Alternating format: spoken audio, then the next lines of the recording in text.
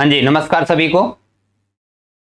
तो स्टैटिक्स के आज के अपने इस दिन में अपने कल के प्रश्नों से आगे से शुरुआत करते हैं। कल अपने जो आपके पास में आपकी जो सीट पीडीएफ के माध्यम से पहुंची है, एप्लीकेशन से या टेलीग्राम चैनल ज्वाइन करके, जैसा भी आपने डाउनलोड करके प्रिंट आउट निकाला है उसको, तो उसके 1 से लेकर 34 तक के ऑब्जेक्टिव प्रश्न अपने कर चुके थे। आज अपने उससे आगे बढ़ते हुए 35 नंबर से लेते हुए 78 नंबर तक के प्रश्नों के बारे में बात करेंगे। काफी अच्छे और काफी शानदार क्वेश्चन है, तो उनमें काफी कुछ क्वेश्चन आप कर पाएंगे। यदि किसी में कोई डाउट बना रहेगा तो वो मैं साथ साथ क्लियर करता चलूंगा। क्लास आज की शुरुआत करें उससे पहले बताइएगा कि आवाज सही आ रही है क्या अपने पास में। थोड़ा इशारा दीजिए कि आवाज बिल्कुल अभी शुरू किया है, अभी क्वेश्चन की शुरुआत नहीं की अपनों ने। चलिए ठीक है, 34 तक कर चुके थे। उससे आगे के प्रश्नों का क्रम वही रहेगा जो आपके पास में सीट है, क्रम को आगे पीछे नहीं किया है, तो आपको आसानी रहेगी कि किस किस क्वेश्चन को मैंने करवा दिया, कौन सा प्रश्न अभी भी आपके लिए बाकी है जिसको आपको सेल्फ प्रैक्टिस के माध्यम से करना होगा। और मुझे नहीं लगता कल के करवाए प्रश्नों में जितने भी कुछ अतिरिक्त प्रश्न बचे थे उनमें किसी प्रकार का आपको कोई डाउट रहा होगा। तो आगे बढ़ते हैं अपने आज के नेक्स्ट क्वेश्चन पे। लेकिन पहला क्वेश्चन देखते ही अपने को ये चीज समझ में आएगी कि अभी भी कुछ चीजें छूट रही है, इसको करवाएंगे लेकिन कैसे वो देखेगा क्वेश्चन पढ़ने के साथ में। वर्ग चिन्ह के संदर्भ में सही तथ्य है। यहां पर हम क्लास मार्क की बात कर रहे हैं, एक्स कॉलम की बात कर रहे हैं। आपको यह कहा जा रहा है कि आप एक्स के बारे में क्या जानते हैं वो बताइएगा। तो पहला कहता है इसे मध्य मूल्य भी कहा जाता है। बिल्कुल आपने कहा था कि जब आपके पास में एक वर्ग बना होता है, जैसे मान लीजिए 0 से 60, फिर 60 से 120, इस प्रकार का वर्ग होता है, तो आप इससे एक एक्स कॉलम प्राप्त करते हैं। और एक्स कॉलम प्राप्त करते हैं तो इसका मिड पॉइंट आया यहां पर 30, यहां पर आ गया 90। अब बात यह है कि ये जो एक्स कॉलम है इसको हम कहते हैं क्या, इसे हम कहते हैं वर्ग चिन्ह, वर्ग मध्यमान और वर्ग की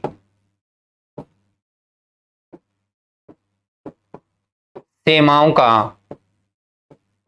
औसत कहा जाता है, और इसे क्लास मार्क बोला जाता है।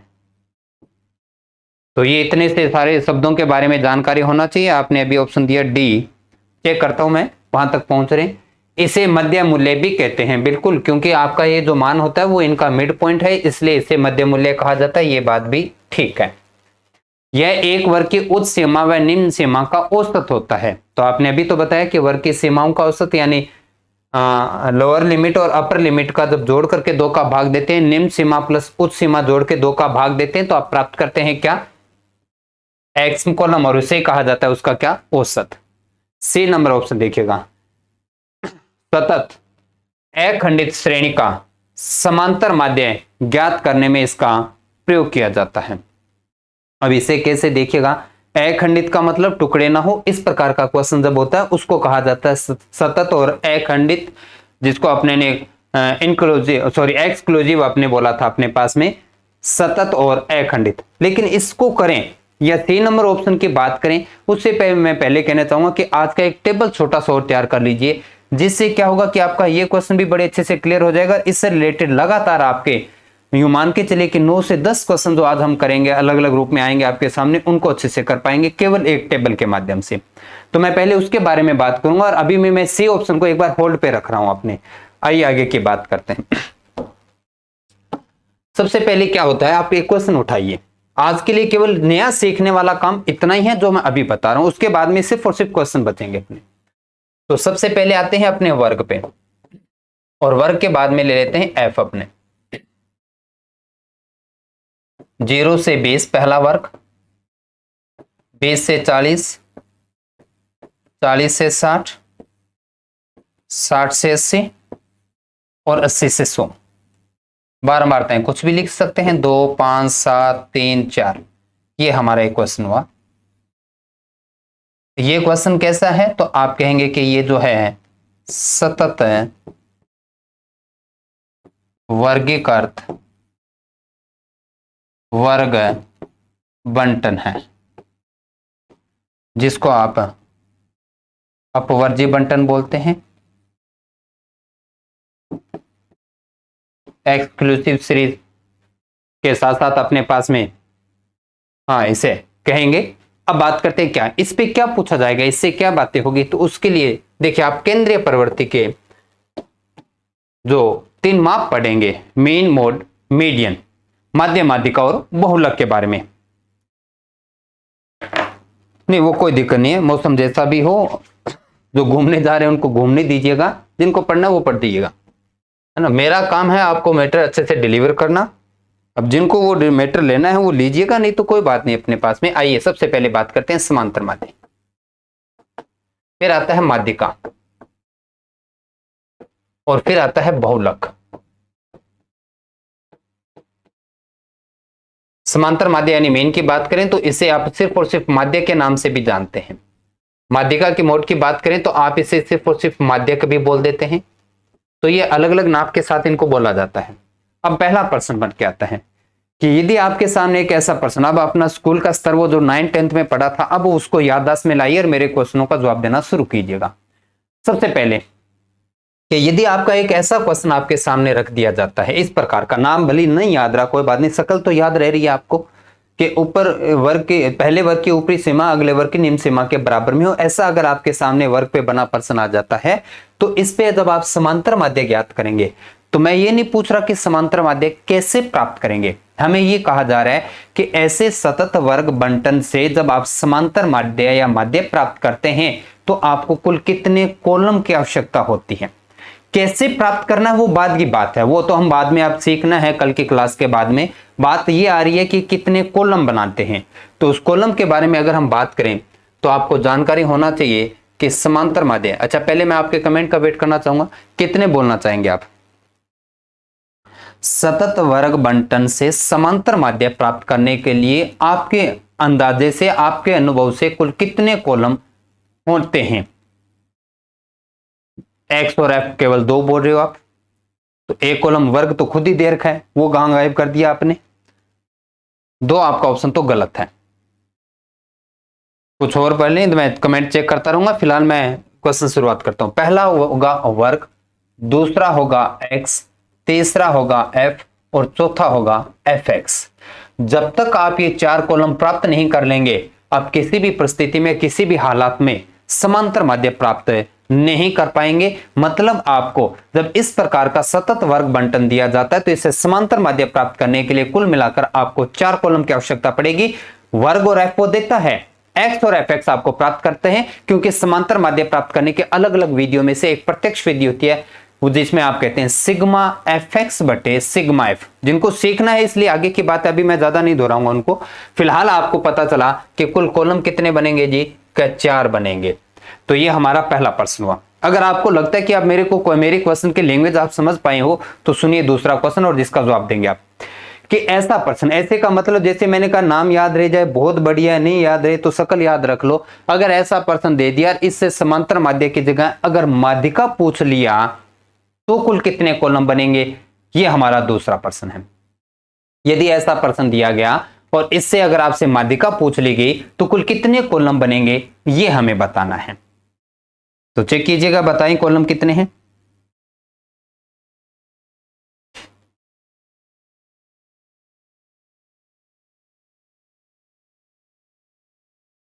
तो जो दिया है क्या उसको यूज नहीं करोगे आप, है ना।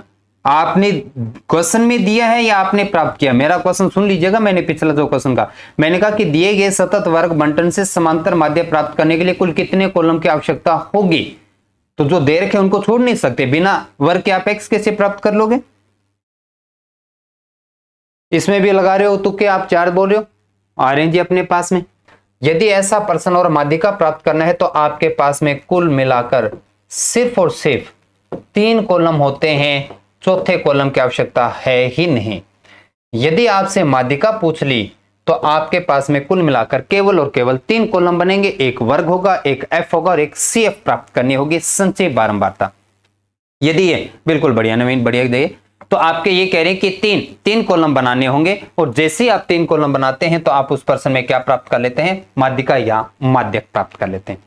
चलते हैं फिर अपने तीसरे प्रश्न की ओर। यदि एक ऐसा प्रश्न दे दिया, मैंने फिर कहा कि ऐसा नाम याद रहे तो ठीक है, शकल याद रखो, कुछ भी रखो लेकिन पहचान माइंड में जरूर रखो। सतत वर्ग बंटन बोल सकता है, उसको अपवर्जी बोल सकता है, किसी भी शब्द से संबोधित किया जाए प्रश्न के अंदर, तो आपको उसकी शकल याद आ गई तो बताइए कि ऐसे प्रश्न से यदि बहुलक प्राप्त करना पड़ा तो कुल कितने कॉलम कंपलसरी है जो आपके पास में होने जरूरी है, और वो संख्या कितनी है बताइएगा। 1 2 3 4 5, कहां पर जाके रुकना है? बिल्कुल बढ़िया। यदि आप 2 बोल रहे हैं तो सही जा रहे हैं, यानी आपको अब अगर बहुलक पूछ लिया जाता है तो किसी नए कॉलम की आपको आवश्यकता है ही नहीं, केवल 2 ही कॉलम चाहिए, एक वर्ग और एक एफ। किसी नए कॉलम को बनाने की आवश्यकता नहीं रहेगी तब जब आपसे क्या पूछा जाता है? बहुलक। और आप देखिए क्या कितने शानदार क्रम बना है आपके पास में। पहले में स्तंभ कितने? 4, दूसरे में कितने? 3, तीसरे में कितने? 2। तो आपका 4 3 2 का क्रम याद रह जाएगा।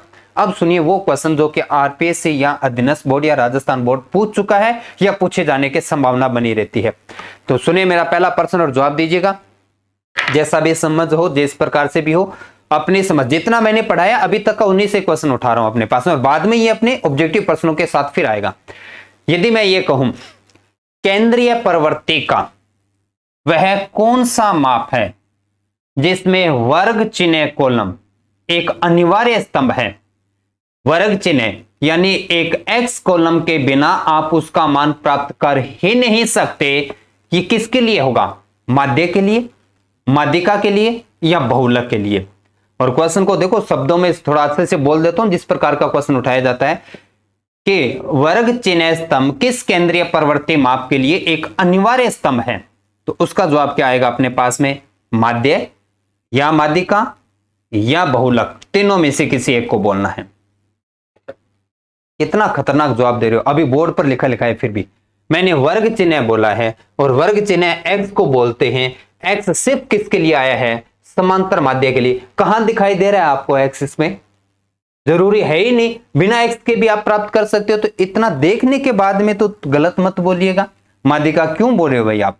मैंने जब ये कहा है कि वर्ग चिन्ह, अच्छे से समझो शब्दों को, फिर मैंने वर्ग चिन्ह को आपको बोल भी दिया कि एक्स कॉलम किस केंद्रीय प्रवृत्ति माप के लिए एक अनिवार्य स्तंभ है, तो आपका मात्र एक जवाब आएगा कि समांतर माध्य या माध्य के लिए कंपलसरी होता है, क्योंकि बिना एक्स कॉलम के आप एफ एक्स नहीं प्राप्त कर सकते, यानी एफ और एक्स का गुणा नहीं कर पाएंगे। और जब तक इनका गुणा नहीं करोगे तो सिग्मा, आपका फॉर्मूला तो यही आपको याददाश्त में होगा, सिग्मा एफ एक्स बटे सिग्मा एफ। अब जब x कॉलम ही नहीं होगा तो ये गुणनफल कैसे प्राप्त हो जाएगा? इसलिए जरूरी है आपके पास में x होना।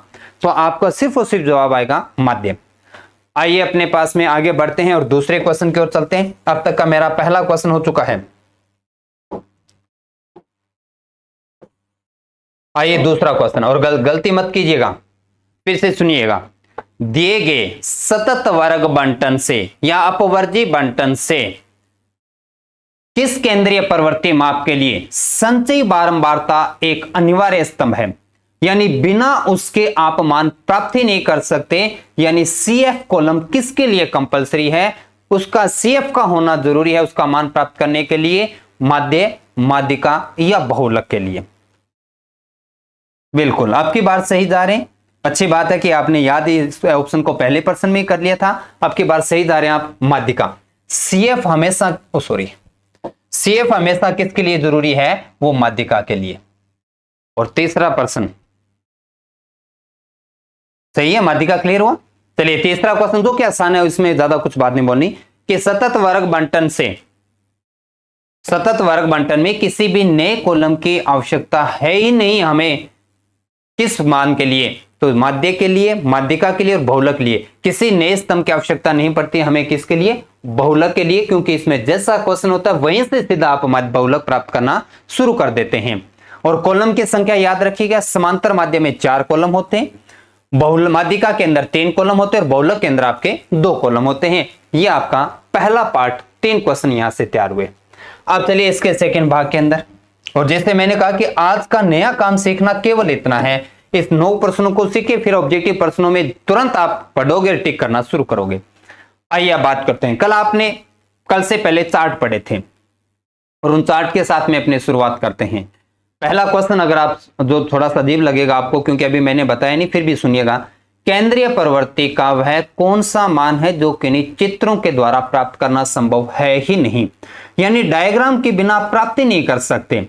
देखो आपने कभी स्कूल में बड़े अच्छे से किया होगा कि दिया गया प्रश्न से आपसे माध्य पूछा आपने बता दिया, माध्यिका पूछा आपने बता दिया, बहुलक पूछा वो भी बता दिया, ये बात तो ठीक है, और आपने वहां अलग अलग फॉर्मूलों के माध्यम से भी बात की। लेकिन हम ये कह रहे हैं कि आप अपने फॉर्मूलों को हटा दीजिए और फॉर्मूले आपके सामने है ही नहीं, तो क्या फिर भी आप इनका मान बता सकते हैं? तो माध्य, माध्यिका और बहुलक में से किसका कैसे मान बता सकते हैं, उसके लिए आपको ध्यान में होना चाहिए। अगर आपको याददाश्त में है कल की बात, तो मैंने आपको बताया था कि माध्यिका किस चित्र से प्राप्त की जा सकता है। माध्यिका किस चित्र से प्राप्त किया जा सकता है? तो आपने एक डायग्राम, एक लाइन ऐसी बनाई जो लगातार ऊपर की ओर जा रहा है और एक लाइन ऐसी जो कि लगातार नीचे की ओर आ रहा है। इस प्रकार का डायग्राम क्या कहलाता है? तो आप इसे कहते हैं क्या, इस डायग्राम को आप कहेंगे क्या? त्वरण वक्र, संचयी बारंबारता वक्र या ओजाई कर्व कह सकते हैं, ओजाई वक्र बोल सकते हैं। ठीक है, ओजाई कर्व की बात करते हैं। तो आप ये कहते हैं बिल्कुल अकेला, मैं अभी जो आपने लिखा है मैं बोलना चाहूंगा, अकेला त्वरण मैथमेटिक्स के सांख्यिकी का कोई शब्द नहीं है, कभी गलती से भी यूज मत कर लेना, है ना। व्यवहारिक लाइफ में उसका कैसा अनुभव है आपके लिए वो एक अलग बात है।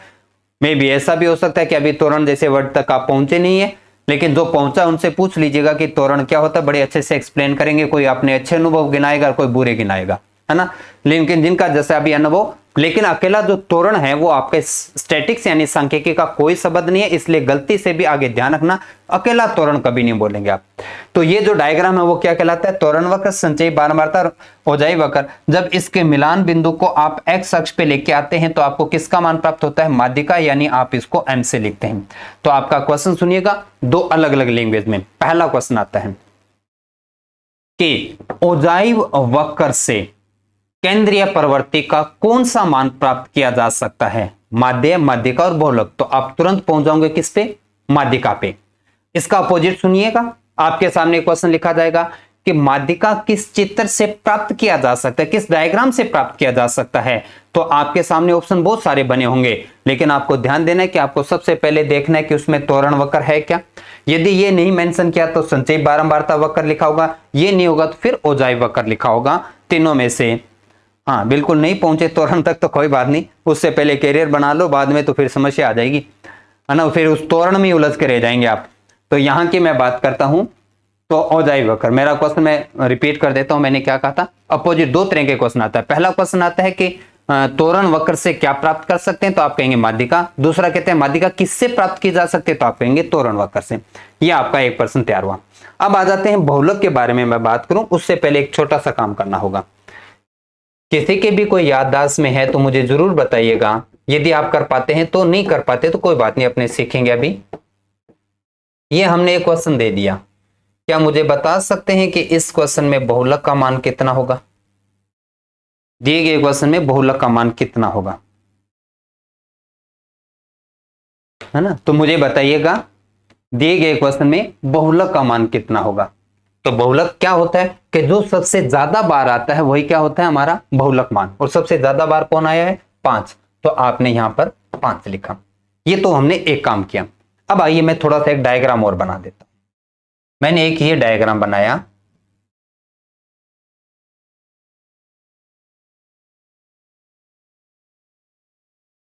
इसमें ए की बारंबारता 10 है, बी की बारंबारता 8 है, सी की बारंबारता 15 है और डी की बारंबारता 6 है। और मेरा प्रश्न आपसे ये है, क्या दिए गए डायग्राम से आप बहुलक बता सकते हैं कि कौन होगा? ए बी सी डी में से बहुलक कौन? देखो 3 क्यों आया? ये 3 गलत है, 5 बोलना होगा। यहां पर जो सबसे ज्यादा बार आता है वही बहुलक होता है, कितनी बार आया वो मत देखो। लेकिन इस प्रश्न में आइए, आपने एक डायग्राम बनाया जिसके अंदर ए स्तंभ है, बी है, सी और डी, और आपसे पूछ लिया कि इनमें से बहुलक कौन सा है। तो बताएं ए बी सी डी में से बहुलक मान कौन सा है?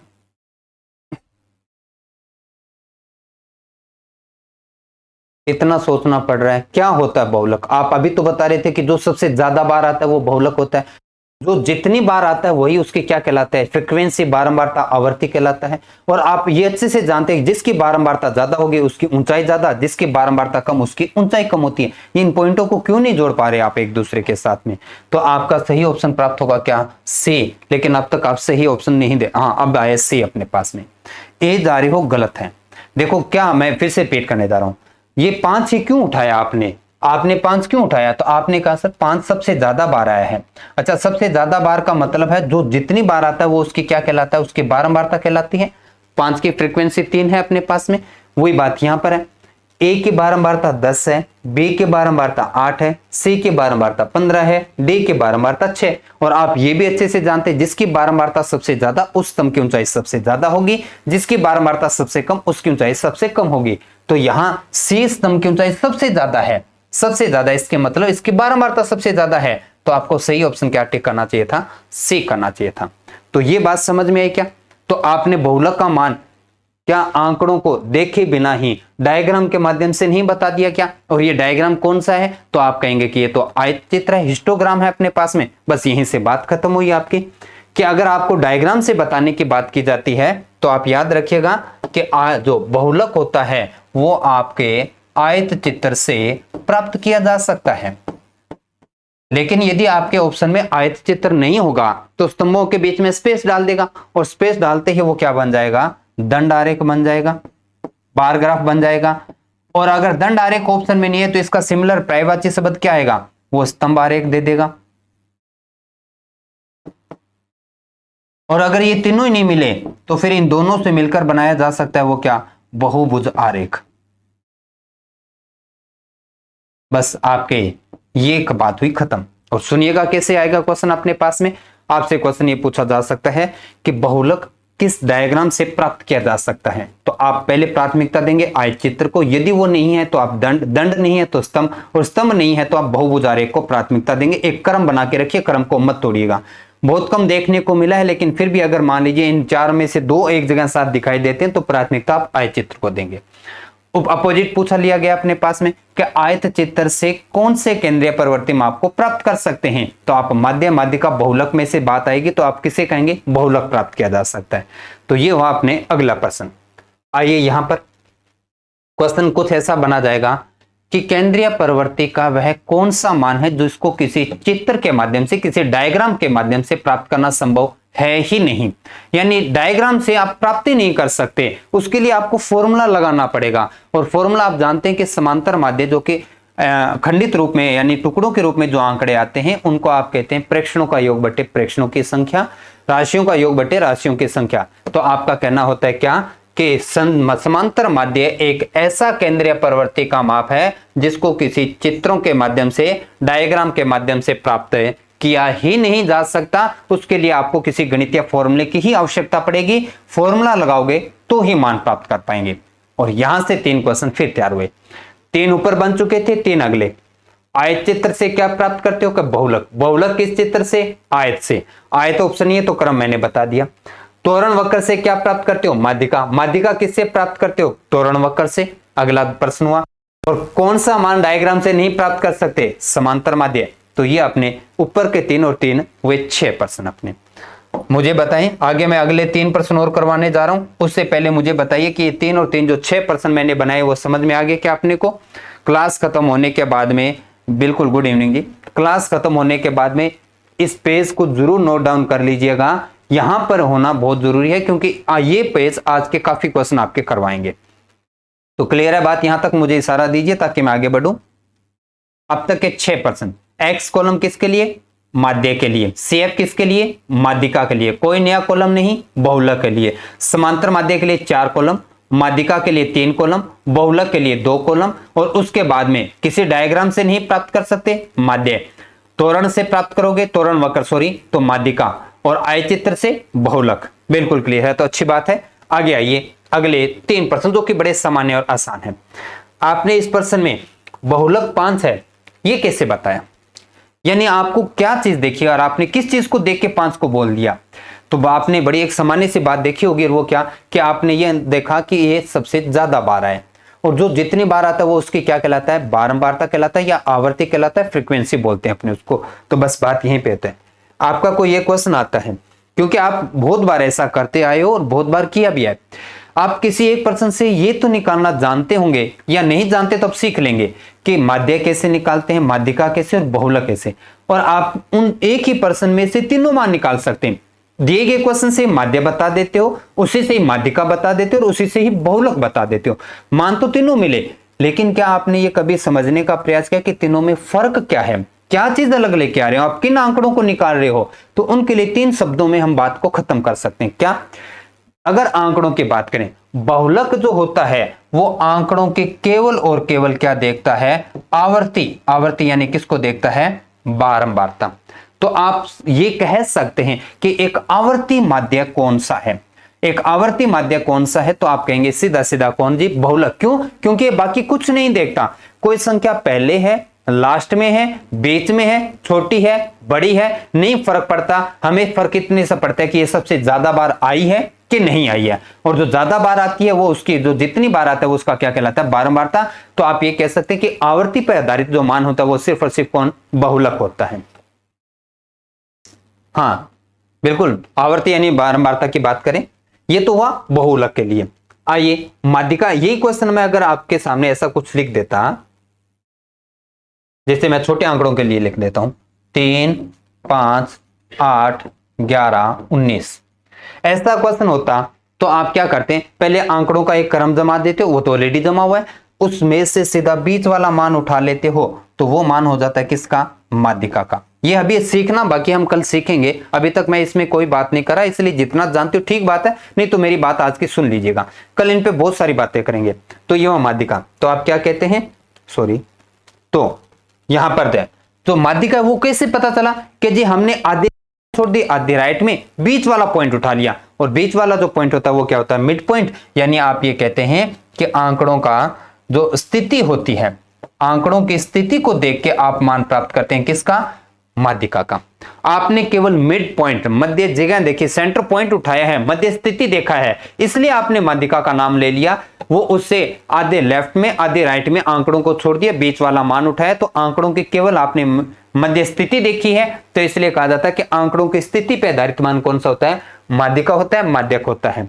और आंकड़ों का औसत कौन कहलाता है, आंकड़ों का औसत कौन कहलाता है, तो वो होता है कौन, समांतर माध्य। क्योंकि आप कहते हैं प्रेक्षणों का योग बटे प्रेक्षणों की संख्या। सुने मेरे अगले लास्ट 3%, आंकड़ों का औसत क्या है, तो आप कहेंगे माध्य है। आपके आंकड़ों की स्थिति पे आधारित कौन है, तो माध्यिका है। आंकड़ों की आवर्ती पे आधारित कौन है, तो वो है बहुलक।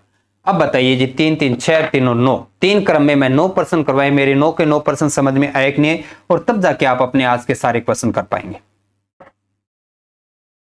इशारा दें ताकि फिर आपने आज के क्वेश्चनों का पहला क्वेश्चन अभी रुका हुआ है अपने, और उस पहले पर्सन से ये सब बातें करना जरूरी थी आज, ठीक है। आइए फिर अपने पहले क्वेश्चन पे अभी देखिए, अब सी ऑप्शन पढ़िए। सतत अखंडित श्रेणी वो ये होती है, ये इससे समांतर माध्य प्राप्त करने के लिए इसका प्रयोग किया जाता है, किसका भाई, वर्ग चिन्ह, जिसको क्या बोलते हो, एक्स। क्या इस एक्स कॉलम का यूज समांतर माध्य ज्ञात करने के लिए किया जाता है क्या, ये बात आपने अभी बताई, ये राजी। तो हमारा जो पहला प्रश्न है वो कंप्लीट होता है कि वर्ग चिन्ह यानी एक्स कॉलम समांतर माध्य प्राप्त करने के लिए यूज किया जाता है, तो ये बात भी सही हुई। और इसलिए आपने कहा कि एक्स के लिए लिखी गई तीनों बातें सही थी, तो हमारा सही ऑप्शन हमें प्राप्त हुआ उपरोक्त सभी डी ऑप्शन। आप पहले यदि आपका एक अंदाजा था, तो अब मुझे बताइए कि अब आपके एक समझ नहीं है क्या इस प्रश्न को करने के लिए, क्योंकि किसी प्रकार का अंदाजा नहीं लगाना है आपको। तो आपका पहला क्वेश्चन क्लियर हुआ, तो फिर हम आगे बढ़ते हैं आज के अगले क्वेश्चन पे। अभी अपना 35 नंबर हुआ, मैं थोड़ा रिपीट कर देता हूं। एक्स जो होता है वो मिड पॉइंट होता है, वो बिल्कुल ठीक है। एक्स जो होता है वो इनका एवरेज होता है, वो भी ठीक बात है। एक्स अपने समांतर माध्य के लिए, मीन के लिए जरूरी होता है, हाँ ये बात भी ठीक है। तीनों बातें सही, तो उपरोक्त सभी ऑप्शन नंबर डी। अब आइए क्वेश्चन नंबर नेक्स्ट 38। अब केवल क्वेश्चन पढ़ना है, कोई रफ फर्क नहीं है, सीधे ऑप्शन पे जाके टिक करो। ज्यादातर ऐसे प्रश्न होंगे जो अभी आज की अगर क्लास समझ गए और कल की भी क्लास और उससे 2 दिन पहले की समझ है अपने पास में, तो आज के क्वेश्चन और भी ज्यादा आपको आसान लगेंगे। नहीं तो देखो अगर कॉन्फिडेंस आपका टूटना था तो पहले में टूट चुका है, या दूसरी क्लास में या तीसरी क्लास में, वो तो मैं देख ही पा रहा हूँ। क्योंकि जब अपनी क्लास यूट्यूब पर पहुंच रही है तो डे बाई डे संख्या कम हो रही है। उसका कारण है कि ज्यादातर ने हथियार डाल दिए, और ये बड़ी अच्छी बात है आपके लिए जो लगातार अभी स्ट्रगल कर रहे हैं मेरे साथ में, क्योंकि आपके बहुत सारी साथी जो है वो बीच में रास्ता छोड़कर निकल चुके होंगे। क्योंकि आसान लगे वो तो सारी दुनिया ही पड़ेगी, जो मुश्किल काम है वो करोगे तभी तो अपने सिलेक्शन के चांस ज्यादा बनेंगे, और तभी अपने पास में स्कोर ऊपर उनसे आगे निकलेगा जो चीजें कहीं ना कहीं अच्छे से नहीं कर पा रहे। तो स्टैटिक्स के भाग को जैसे मैंने कहा कि केवल इतना 7 से 8 क्लास से जितने में अपनी कवर करेंगे उससे बाहर नहीं जाना, कुछ भी उतना ही पढ़ना है। अभी भी अगर कोई नया साथी जुड़ा है तो पिछली क्लासेस को जरूर देखना है। पीडीएफ को डाउनलोड कर लीजिएगा, या तो टेलीग्राम से एमर्स अकेडमी के, या एमर्स अकेडमी के जो अपने स्टडी मटेरियल में है। मैं और बोलना चाहूंगा, हाँ बिल्कुल लो साइड में, तो घर चला जाता हूँ और से क्यों हो जाता हूँ देखिए। तो मैं ये कहता हूं कि जो आपके साथी जुड़े हैं या नए जुड़ रहे हैं या जो चेक कर रहे हैं वो जरूर चेक कीजिएगा अपने पिछली क्लासेस के साथ में। और दूसरा ये है कि स्टडी मटेरियल के अंदर मैंने आरएस के लिए, उसके साथ साथ आपने रेट के लिए, फर्स्ट एड के लिए, लगभग धीरे धीरे सभी एग्जाम के जो मैटर जो मेरे द्वारा मैथमेटिक्स का करवाया जाता है उसकी पूरी की पूरी सीट मैंने वहां पर अपलोड कर दी है, जिनको आप अपने जब आपने लास्ट पीडीएफ के नीचे जो 3 डॉट लगे होते हैं उस 3 डॉट को जब आप टच करोगे तो एक्सपोर्ट ऑप्शन आएगा। उस एक्सपोर्ट ऑप्शन के माध्यम से आप उसको अपने मोबाइल गैलरी में भी डाउनलोड कर सकते हैं। आवर्ती और बहुलक, आइए, एक समग्र श्रेणी में एक मूल्य जितनी बार आता है वो क्या कहलाता है? तो जो संख्या जितनी बार बार आती है वही उसकी क्या कहलाती है? आवर्ती यानी फ्रीक्वेंसी कहलाती है। ये रहा ऑप्शन नंबर डी। मुझे नहीं लगा कि इस प्रश्न में कोई ज्यादा मुश्किल बात थी। प्रसरण, प्रास, संचय, बारंबारता, इन सब की कोई जरूरत नहीं, अपने को सिर्फ चाहिए था कि कितनी बार आए वो उसकी क्या कहलाता है, बारंबारता। क्वेश्चन नंबर 38 जल्दी से करो। 39, चलो 39, वर्ग की उच्चतम सीमा एवं न्यूनतम सीमा के अंतर को कहते हैं। बड़े मान में से जो बड़ी सीमा में से छोटी सीमा घटाते हैं तो क्या प्राप्त होता है, ये आपसे पूछा जा रहा है।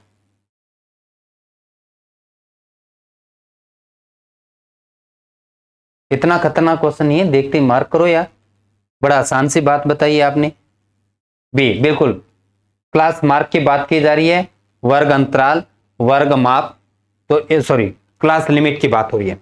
तो जब आप अपने लिखा, जैसे आपने लिखा 0 से 40, फिर लिखा 40 से 80, फिर लिखा 80 से 20, तो अब बताइए इनका गैप कितने का है? आप कहोगे सर 40 का गैप है, तो जो 40 का गैप है वही तो उसका क्या कहलाता है, एच। एच को तो क्या कहते हैं, जिसको कहा जाता है वर्ग अंतराल,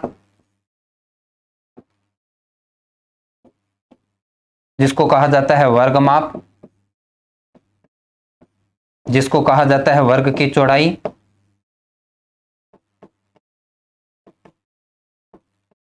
जिसको कहा जाता है क्लास इंटरवल।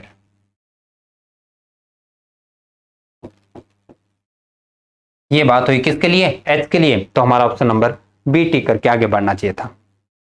बिल्कुल सही, बी ऑप्शन।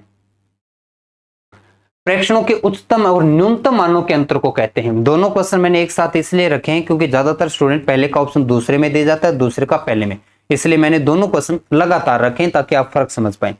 वहां पर सीमा वर्ड यूज किया गया था और यहां पर मान वर्ड यूज किया जा रहा है। सबसे बड़े मान में से सबसे छोटे मान को घटाते हैं तो क्या प्राप्त होता है? जैसे आपके सामने एक क्वेश्चन है 2, 1, 5, 8, 3, ये एक ऐसा प्रश्न है। तो आपके पास में इसमें सबसे बड़ा मान कौन है, 8, सबसे छोटा मान कौन है, 2। जब इनका अंतर किया तो क्या प्राप्त हुआ, 6। जब आप इस प्रकार से करते हैं तो आपको प्राप्त होता है क्या, प्रेशर या प्रास या रेंज। बिल्कुल सही, ऑप्शन नंबर डी।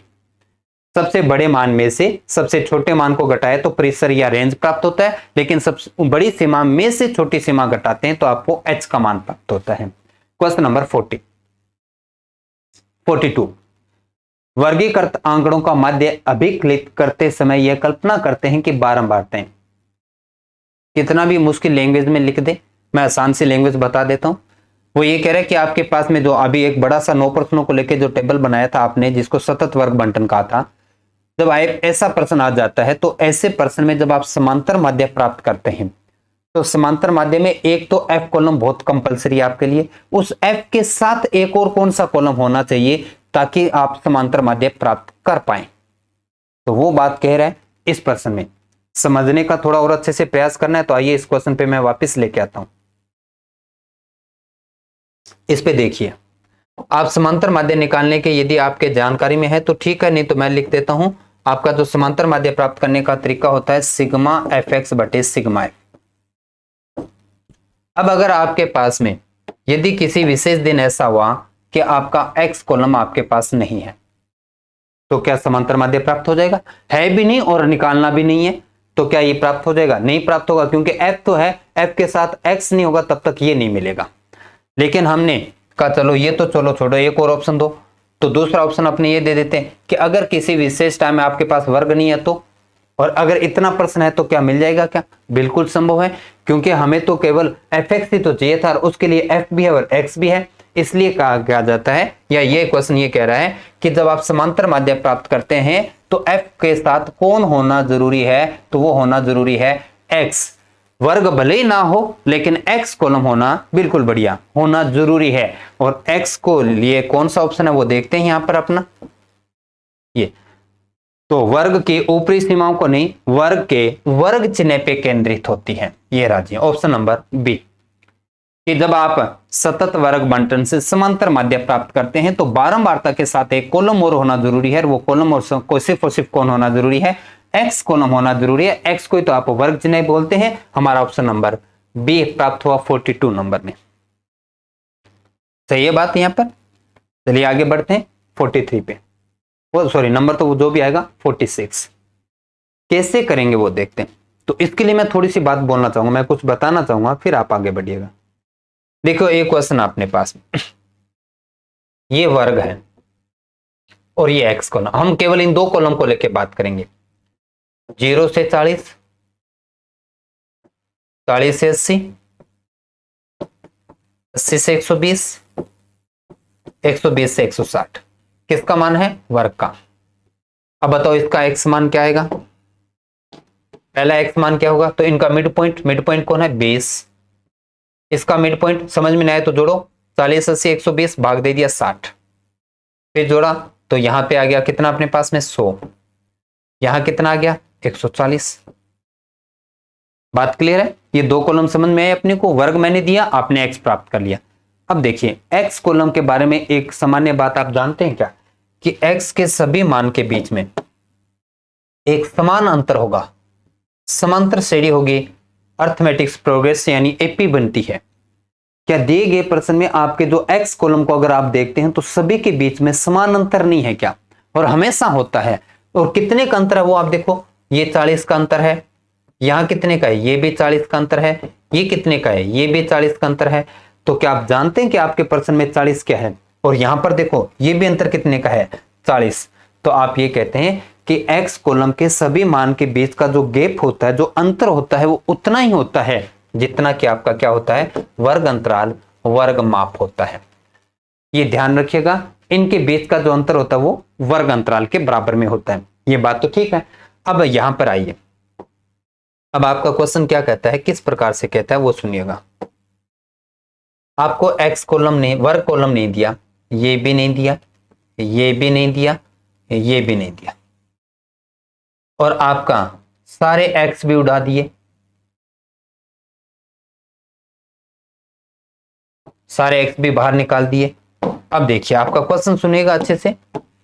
यदि आपके किसी सतत वर्ग बंटन में पहला, दूसरा, तीसरा, चौथा वर्ग चिन्ह का मान 140 है और दिए गए प्रश्न में वर्ग अंतराल 40 है, तो क्या पहले वर्ग की उच्च सीमा बता सकते हैं? ये हमसे पूछ लिया। या पहले वर्ग की निम्न सीमा पूछी, या वो पूरा वर्ग ही पूछ गया अपने से। तो मेरा क्वेश्चन सुनो, बोर्ड पर लिखा है साफ साफ।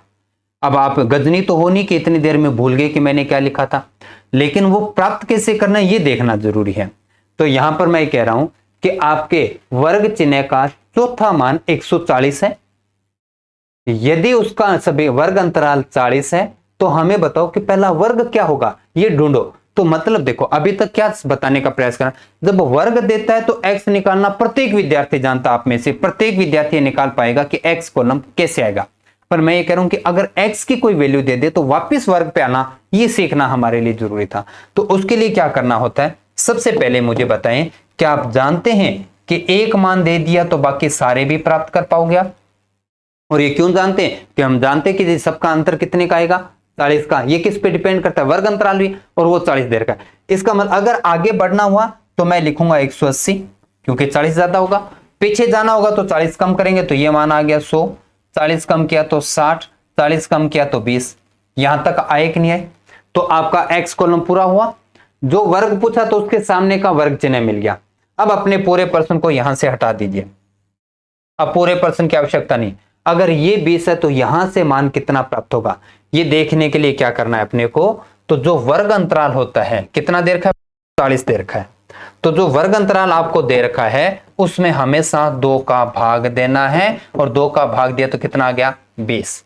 हमेशा 2 का भाग देना तो कितना है, 20। अब जो 20 आया है उसको पहले वाले में जोड़ दो, 20 को 20 में जोड़ दिया तो कितना हो गया, 40 हो गया। और एक बार इस मान को इसमें से घटा दो, और 20 में से 20 घटा दिया तो कितना आ गया, 0। तो मान प्राप्त हुआ 0 से 40 था हमारा पहला वर्ग। यही हमसे पूछा गया था। तो ये कुछ समझ में आया होगा आपको। 0 से 20 तो फिर गलत लिख दिया, ये तो बिल्कुल ही गलत जा रहे हो आप, क्योंकि 20 तो x का मान है। अब आपको लगता है कि कुछ पल्ले पड़ा लेकिन जबरदस्त तरीके से हुआ नहीं। आइए अपने क्वेश्चन के माध्यम से बात करता हूं। अब मैं थोड़ा थ्योरेटिकल प्रश्न लिखूंगा। क्वेश्चन देखिएगा, यदि दूसरा वर्ग चिन्ह 80 है, यदि वर्ग अंतराल 60 है, तो पांचवें वर्ग की उच्च सीमा बताइए। करो भी ज्ञात। थोड़ा सा समय दूंगा, पूरा का पूरा यूं तो मत सो कि 2 4 5 मिनट ले जाएं, आप सेकंडों में करके दीजिए, क्योंकि आपके बहुत सारे साथी वेट करते रहते हैं, उनको स्पीड मोड में पढ़ने की आदत है, तो यहां से स्किप करके भी आगे निकल जाएंगे।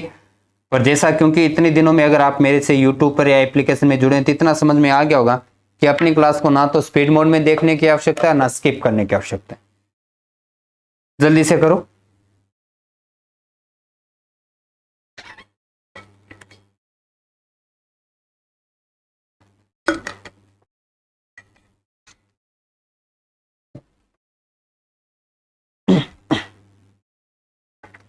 बस वेट करते रहिएगा, साथ साथ जो जो नहीं कर पा रहे वो देखें, और कर रहे हैं वो करते रहिएगा, लेकिन ज्यादा नहीं रुकूंगा मैं आपके लिए। एक तरफ वर्ग है, दूसरी तरफ एक्स कॉलम है, आपने दूसरा वर्ग चिन्ह दिया, इसका मतलब पहला खाली है। सॉरी, थोड़ा सा चेंज करना होगा, नहीं तो गड़बड़ हो जाएगा। यहाँ पे 180 करना होगा। तो आप कहोगे अरे मैं तो कर लियो, वो कर लिया तो दोबारा कर लो, कोई दिक्कत नहीं है। उसका कारण ये है कि जब पहला निकालोगे तो गड़बड़ हो जाएगा, तब आंकड़े समझ में आ जाएंगे। ये 180 है, सॉरी 80 नहीं है। तो ये अगर 180 है,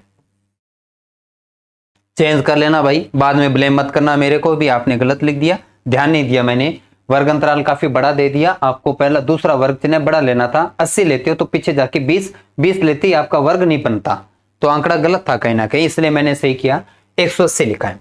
दूसरा 180 है और वो कहते हैं क्या पता करो, पांचवा। दूसरा दे दिया, तीसरा, चौथा और ये पांचवा। इस पांचवें के सामने इधर आओगे तो ये वर्ग आएगा, और ये वर्ग का ये मान आपसे पूछ रहा है, लेकिन हम तो पूरा वर्ग ही प्राप्त कर सकते हैं। तो कैसे प्राप्त करेंगे उसके लिए देखो, वर्ग चिन्ह अपने को कितना दे रखा है 180। अच्छा, वर्ग अंतराल कितना है 60। इसका मतलब आप जानते हैं कि इन सभी के बीच का जो गैप होगा वो कितने कितने का होगा, 60 का होगा। तो पीछे गए तो 60, 180 में से 60 घटा दिया तो कितना आया 120। आगे बढ़े 60 जोड़ दिया 240, आगे गए कितना 300, आगे गए कितना 360। तो सारे मान प्राप्त हुए अपने पास में, एक्स कॉलम सारे प्राप्त हो गए। 60 60 जोड़ते चले, 60 घटाते चले। अब यहां से वापस आ जाओ, 360 से अब आपको वर्ग पता करना है, और वर्ग पता करने के लिए अगर आपको x कॉलम का मान पता है तो सबसे पहले वर्ग अंतराल का आधा करना है। 60 का आधा किया कितना हो गया 30। अब बस इतना सा काम करना है, 30 को एक बार इसमें जोड़ दो और 30 को एक बार इसमें से घटा दो।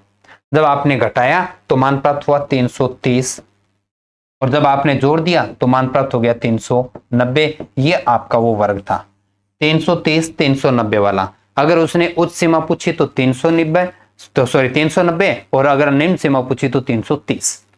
अब बताइए, क्योंकि कर तो कोई पाए नहीं, मेरी बात समझ में आई कि नहीं वो बता दीजिएगा, इशारा करो ताकि मैं आगे बढ़ूं। 330 और 390, बिल्कुल बढ़िया सही, 330 और 390। पर क्योंकि अगर उसने कहा सिर्फ उच्च सीमा तो आप 390 को टिक करोगे, अगर उसने कहा सिर्फ निम्न सीमा तो आप 330, और अगर उसने कहा वर्ग तो फिर ये पूरा लिखना पड़ेगा। इस पे बना है ये प्रश्न, करके दीजिए जल्दी से। मैं उम्मीद करूंगा कि आपका ये क्वेश्चन सही जाएगा। ये क्वेश्चन बिल्कुल सही जाएगा। एक बारंबारता बंटन में एक वर्ग का मध्यमान 10 है। अच्छी बात है कि उसी आगे पीछे लेके नहीं जा रहा अपना, x का मान 10 है और वर्ग अंतराल जो है वो 4 का है, तो क्या ये वर्ग बता सकते हैं, ये हमसे पूछा जा रहा है। ये बताने के लिए वर्ग के केवल और केवल निम्न सीमा पूछिए। बिल्कुल बता सकते हैं, आपको हमेशा और हमेशा h में 2 का भाग देना है। 4 में 2 का भाग दिया कितना आया 2। अब एक बार 2 को जोड़ना है और एक बार 2 को घटाना है। घटाया तो कितना आया 8, जोड़ा तो कितना हो गया 12। उसने वर्ग पूछा होता तो मैं 8 से 12 टिक करता, पर उसने तो पूछा है केवल निम्न सीमा। कोई बात नहीं, थोड़ा थोड़ा क्लियर करो, नेटवर्क जैसे आएगा अच्छे से पढ़ते रहिएगा, तब तक मैं चल रहा हूं। क्योंकि जो निम्न सीमा कितनी प्राप्त होगी अपने को, क्योंकि 2 माइनस किया तो मान प्राप्त होगा कितना 8, और 8 अपने पास में कौन सा option number A, question number 46 की बात हुई। ठीक है, चलिए आगे बढ़ते हैं। अगर एक सारणी के वर्ग चिन्ह है 15 20 20 25 30 45 हो, तो 45 के वर्ग चिन्ह का वर्ग अंतराल क्या होगा? वर्ग अंतराल क्या होगा? ये गलत है जी,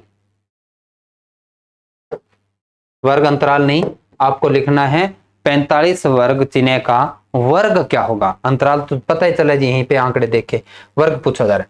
तो देखो कैसे, x कॉलम का मान दे रखा आपको कितना 15 20 25 30 35 40 और 45, ये आपके पास x कॉलम है। अब वो ये कहता है कि इसमें वर्ग पता करो, लेकिन किसके सामने वाले का? इसके सामने वाले का वर्ग बताना है। उसके लिए आपको h का मान चाहिए, लेकिन h का मान तो क्वेश्चन में दे नहीं रखा, और h का मान क्वेश्चन में नहीं दे रखा तो आपको पता चल रहा होगा कि h कहां से मिल सकता है। आप देखो इन आंकड़ों के बीच का सबका गैप एक जैसा है, वही तो क्या होता है वर्ग अंतराल, और वो कितना है 5। तो कभी क्वेश्चन में दे, ये जरूरी नहीं, आप क्वेश्चन से देख के निकाल सकते हैं।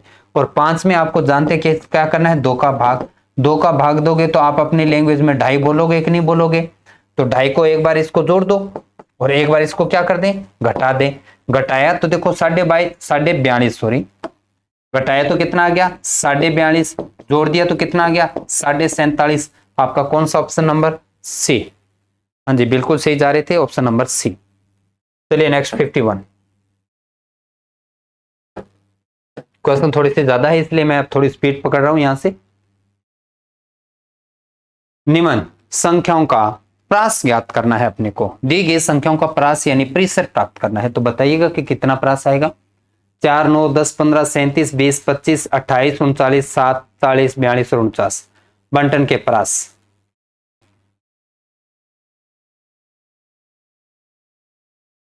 कैसे? देखो प्रास प्राप्त करने का तरीका क्या होता है। प्रास के लिए आप कहते हैं कि सबसे बड़े मान में से सबसे छोटे मान को घटाना होता है। तो दिए गए प्रश्न में आप देखो सबसे बड़ा मान कौन सा है, तो दिया गया सबसे बड़ा मान है मेरे को 49 दिखाई दे रहा है। सबसे बड़ा मान कौन सा है 49 में से सबसे छोटा मान घटाना है। तो देखिएगा मेरे को सबसे छोटा मान 4 ही दिखाई दे रहा है, 4 से छोटा कुछ ना हो ध्यान दीजिएगा। तो अगर 4 घटा दिया तो वैल्यू कितनी प्राप्त हुई 45। सबसे बड़े मान में से सबसे छोटे मान को घटा देते हैं तो आपका जो परिसर या प्रास है वो आपको प्राप्त होता है। आपको लगता है कि ये तो बड़ा आसान सा प्रश्न है, तो आइए इसे थोड़ा मुश्किल बनाते हैं। ये रहा आपके लिए क्वेश्चन। 2 आंकड़े भी छोटे हैं, ज्यादा मुश्किल काम नहीं है। -5 11, 17, 3, 20, 2, 8, 7।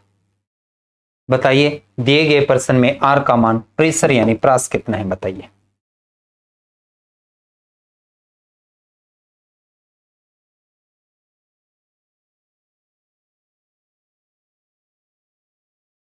पंद्रह।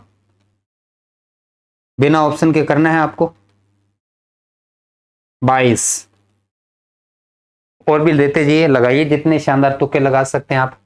देखिए प्रेशर में आपने बड़े अच्छे से साफ साफ बताया कि सबसे बड़े मान में से छोटे मान को घटाना होता है। यहां पर सबसे बड़ा मान है 20, सबसे छोटा मान है -5 को घटाना है। क्या मैंने सही लिखा है? 20 में से घटाएंगे -5। और आपकी जो खतरनाक गणित का जो जोड़ घटाव आपने किया उसको दोबारा चेक करो। 20 माइनस और माइनस प्लस नहीं हो गया क्या? और 20 और 5 कितना हो गया? आपका प्रेशर का मान जो आना चाहिए था वो 25 था, जो कि आपके किसी भी कमेंट में आ ही नहीं रहा था। अब ये 24 भी गलत है। अभी भी देख लो, मैंने तो जोड़ गलत नहीं कर दिया क्या? तो ये इसलिए देखो, आंकड़े जरूर देखने होंगे, जल्दबाजी नहीं करना, क्योंकि हम पेपर में इस रेंज से आसान कोई प्रश्न आपको स्टैटिक्स में कहां मिल सकता है। और अभी हुए लास्ट एसआई के एग्जाम में, एक छोटा एग्जाम नहीं कह सकते, और एसआई में ऐसा नहीं कि गणित बहुत ज्यादा रूप में आती है, बहुत बड़ी संख्याओं के रूप में आता है। 5 से 7 प्रश्न, जिसमें से एक प्रश्न ये पूछा गया था आंकड़े देते हुए, अभी जो लास्ट आपने किया केवल और केवल आपसे रेंज पूछी गई थी। अब रेंज बताने के लिए आपको क्या करना था? बड़े मान में से छोटे मान को घटाना है। लेकिन गलती हमसे कहां होती है? अगर या तो वो नेगेटिव आ जाता है तब गड़बड़ हो जाती है, या हम कभी कभार आंकड़े को इतनी स्पीड से देख रहे होते हैं कि सबसे बड़े और सबसे छोटे की सही पहचान नहीं करते, अपनी समझ से किसी और को बड़ा मान लेते हैं और किसी और को छोटा मान लेते हैं, जिससे आपका अंतर गलत आ जाता है। और संयोगवश आपने जो गलत वैल्यू निकाली वो अगर आपको ऑप्शन में मिल जाती है तो आप कॉन्फिडेंस के साथ रहते हो कि ये तो सही है, और आप टिक करके आगे बढ़ते हैं। इसलिए संभल के कीजिएगा, है ना।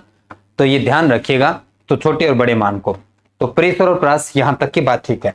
अब एक प्रश्न और बनाता हूं मैं इसी प्रश्न में। देखिए मैं इस क्वेश्चन में माइनस गायब करता हूं, एक बार इसी क्वेश्चन में माइनस गायब करता हूं, तो दोबारा से मुझे प्रेशर बताओ। और यहां पर 5 है। माइनस वाली कंफ्यूजन क्लियर कर दी। अब यहां पर बताइए मुझे 18 हुआ, बिल्कुल कोई दिक्कत नहीं है अपने को। क्यों? क्योंकि आप देख रहे हो कि सबसे बड़ा मान 20, सबसे छोटा मान 2, अंतर कितना कितना आ गया? 18। ये अपने पास में 18वां। बात क्लियर है अपने पास में? अब आती है यहां से बात, ये तो हुआ बड़ा आसान सा काम। अच्छा 18 किसका मान? अपने आर का। समझदारी से और अपनी याददाश्त को अच्छे इसलिए बनाना है कि मैं जो कोई वैल्यू उठाऊं केवल वो बोल मत देना कि जी आपने हटाया वही बोल दी। अब आपके सामने क्वेश्चन आया, अगर आपके आंकड़ों में से सबसे बड़ी संख्या हटा दी और रेंज का मान उपलब्ध करवा दिया तो क्या प्राप्त कर पाओगे? चेक करो, मैं तो लिख रहा हूं एक बार। रेंज यानी प्रेशर प्राप्त करने के लिए आप क्या करते हैं? उच्च मान में से निम्न मान को घटाते हैं, ये तो आप जानते हैं। पर मैंने कहा कि आपके एक प्रश्न में आपका बड़े से बड़ा मान है वो गायब कर दिया, उसके बदले में दो चीजें मिली। एक आपको सबसे छोटा मान मिला और उसके बदले में साथ में आपको प्रेशर दे दिया, आर का मान दे दिया। अब वो बड़ी संख्या कैसे प्राप्त करना है? तो कोई ज्यादा उलझने वाली बात नहीं है। आपको इन तीन में देखो, ये दो मान मिलते हैं तो ये बता देते हो, लेकिन आपके इन तीन मान में से कभी किसी एक मान को वो गायब कर देता है तो वो आपको बताना पड़ सकता है। तो उसके लिए ज्यादा कुछ नहीं करना। क्या आपके पास प्रश्न में प्रेशर उपलब्ध है? आप बोलोगे जी बिल्कुल दे रखा है। कितना दे रखा है? ये राजी 18। क्या आपके प्रश्न में आपसे उच्च मान पूछ रहा है? वो बोलेंगे जी बिल्कुल ये भी पूछा जा रहा है। तो क्या आपके प्रश्न में निम्न मान है, सबसे छोटी वैल्यू है क्या? बोलेंगे है जी। वो कौन सी है? 2। बस आपका क्वेश्चन खत्म हुआ। ये -2 उधर जो है इधर आके किसका कर जाएगा? प्लस का। प्लस करते ही वो आपके पास में क्या हो जाएगा? 18 + 2 मान हो गया कितना? 20। आपका क्वेश्चन हुआ। चलिए एक और प्रश्न करते हैं इसी प्रकार से। मैं यहां पर 20 लिख देता हूं।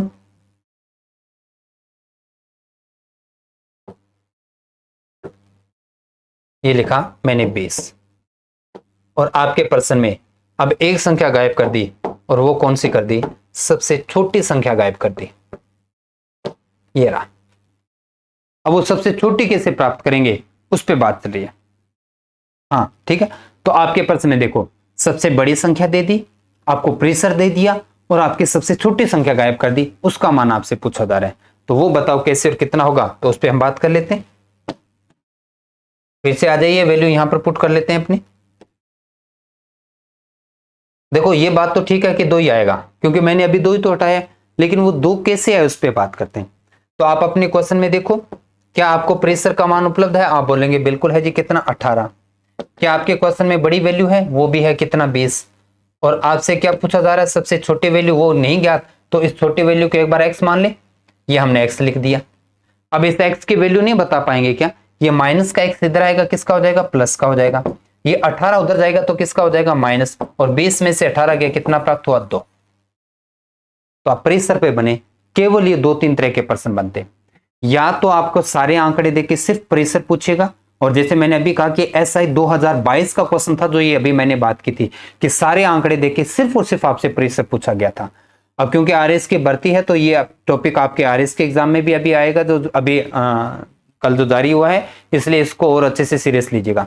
मैं फिर से बोल रहा हूं क्या, कि आपका जो प्रेशर मान होता है, बड़े मान में से छोटा घटाना सीधा पूछ सकता है, या आपको बड़ी संख्या देके छोटी संख्या पूछ सकता है, या छोटी देके बड़ी संख्या, लेकिन उसके बदले में प्रेशर आपको प्रश्न में उपलब्ध करवाएगा। बताइए क्या ऐसा क्वेश्चन मैं अभी आपको आज का लास्ट प्रश्न दूं तो क्या कर पाएंगे, बाकी के बच्चे प्रश्न कल कर पाएंगे। प्रश्नों की संख्या कहां तक रुकेंगे वो देख लेते हैं अपने। तो बताइए क्या ऐसा क्वेश्चन हो पाएगा कि नहीं है, इतना इशारा दीजिए मुझे, हो सकता तो ये रहा आपका क्वेश्चन। कुछ आंकड़े इस प्रकार से, उनका न्यूनतम मान 86 है और उसका प्रेशर 32 है, तो आंकड़ों का अधिकतम मान क्या होगा। तो पहले आप अपने प्रेशर वाली प्रॉपर्टी को लिख लो। प्रेशर प्राप्त कैसे करते हैं, क्या प्रेशर प्राप्त करने के लिए उच्च मान में से निम्न मान को घटा देते हैं, और आपके प्रश्न में साफ साफ प्रेशर की वैल्यू दे रखी है, कितना, 32, और आपको न्यूनतम मान दे रखा है 86। उच्च मान आपसे पूछा है, जिसको हम एक बार x मान लेते हैं, तो भी आपका प्रश्न तो खत्म हो गया मेरे ख्याल से। अब जो 86 है, ये माइनस का इधर आके क्या करेगा, प्लस का होगा, 32 प्लस 86 बराबर x, तो ये हो गया 6 3 8 8 3 11, मान प्राप्त हो 118, हमारा ऑप्शन नंबर सी। करो टिक और बढ़े आगे, बिल्कुल बढ़िया। ये है जी आज के क्वेश्चन और प्रश्नों की संख्या, हालांकि लेके तो अपने को 78 तक जाना था, लेकिन क्वांटिटी थोड़ी प्रश्नों की ज्यादा बन गई, इसलिए आज अपने रोकेंगे केवल 59 नंबर तक। आज इतना ही, मिलते हैं कल नई क्लास के साथ में। 59 नंबर तक के प्रश्नों का अपने PDF में जो प्रिंट आउट निकाल रखा है, तो बहुत अच्छी बात है, एक अच्छे तरीके से आप काम कर रहे हो। यदि प्रिंट आउट नहीं है तो PDF के माध्यम से 59 तक के प्रश्नों को आप चेक करेंगे।